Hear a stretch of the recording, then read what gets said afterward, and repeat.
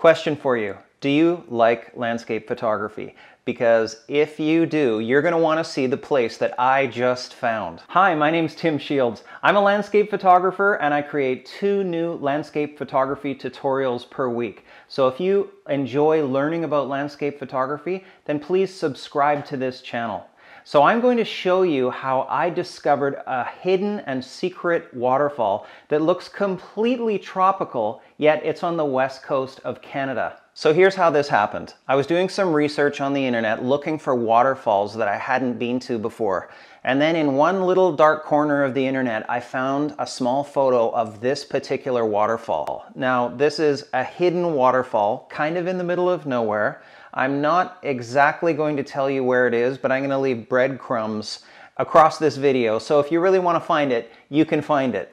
As soon as I saw it, it was like, I must go there. So I loaded up the camper and my wife and I jumped in the truck and off we went. And this brings me to rule number 1 of landscape photography trips. Enjoy the journey, enjoy getting there.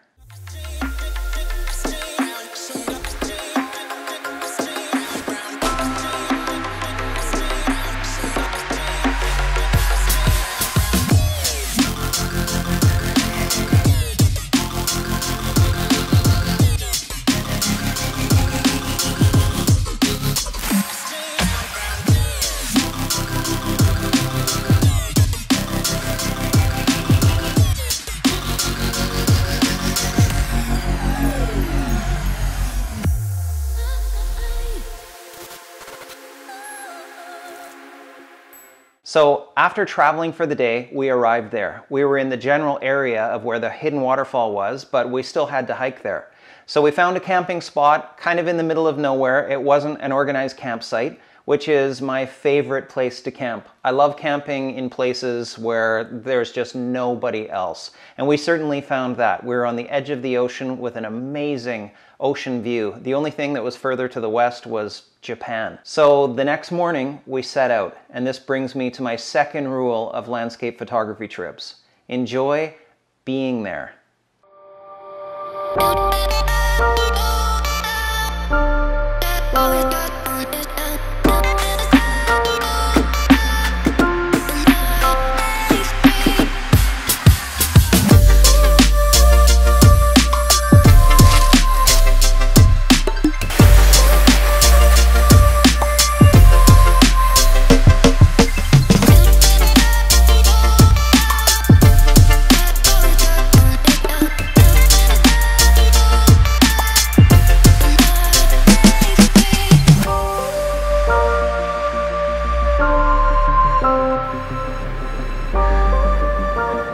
So I wasn't exactly sure how we were going to find this waterfall. There was no real map. I didn't have any specific instructions for how to get there.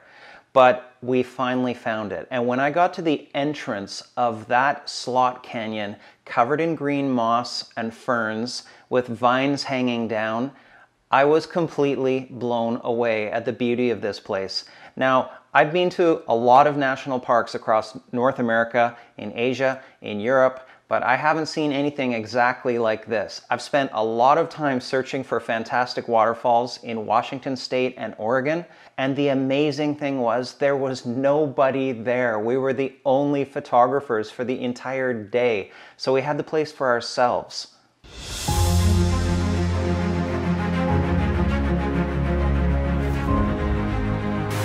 Amazing. Magical. You gotta see this.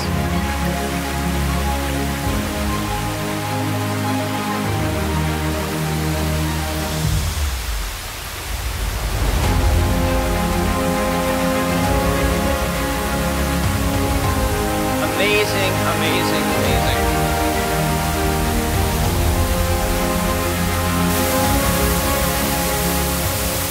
Finally, we're here. I love this place. It's like something out of the old King Kong movie.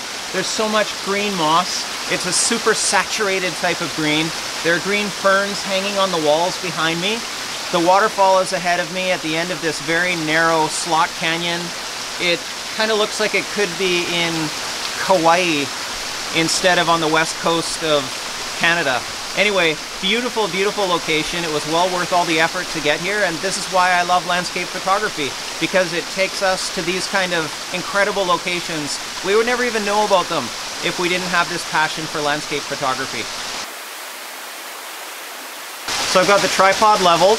I've got the camera oriented in portrait mode because this is really a portrait type of composition.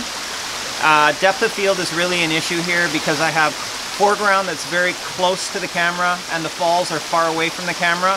So I'm going with an f11 aperture so that I can maximize that depth of field without introducing problems into the finished image. I've got my ISO down at 100, and this means it's going to be a very long exposure, like 10-15 seconds. So I'm using a wired remote trigger, and let's see how this one turns out.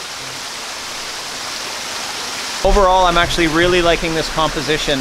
It's an interesting composition because you've got that waterfall at the very back, which I want to be exactly going down the middle. So if we think of a composition in terms of telling a story, and you ask yourself, who's the hero of this story? Well, the hero is the waterfall.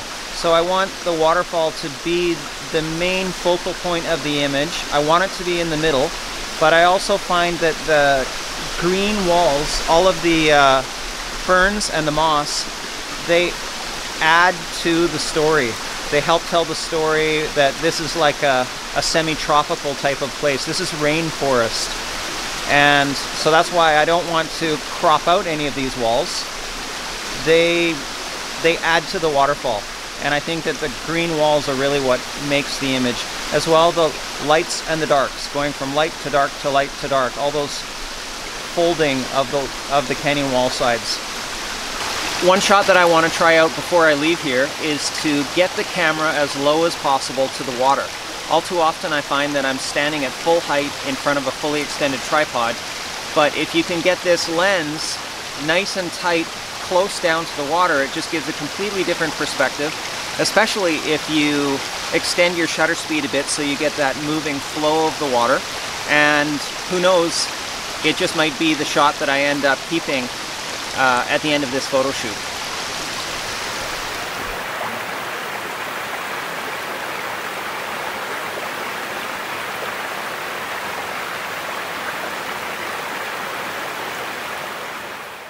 So I have a challenge for you. I have personally found that the best landscape photography trips are the ones where I'm going into uncharted territory. I'm not on the map, I'm going off the grid, looking for a place that I haven't been to before, and the instructions with how to get there aren't exactly clear. So that's my challenge to you. Find a place that others haven't been to, that the hordes of Instagrammers haven't been to, and go photograph it and find some beauty. Those are the best photography trips that I've found. So here's the question.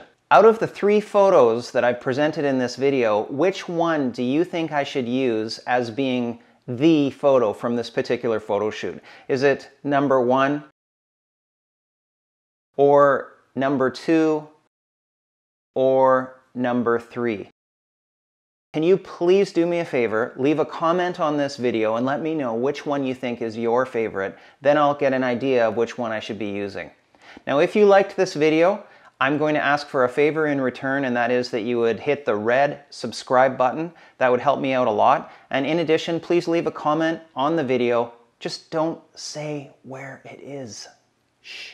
And if you really want to find where this place is, then do some research, because these kind of trips where you actually do research and find your own place, those are the best trips. Thanks so much for watching this. I will see you in the next video. Please do hit the red subscribe button, and please leave a comment on this video if you liked it.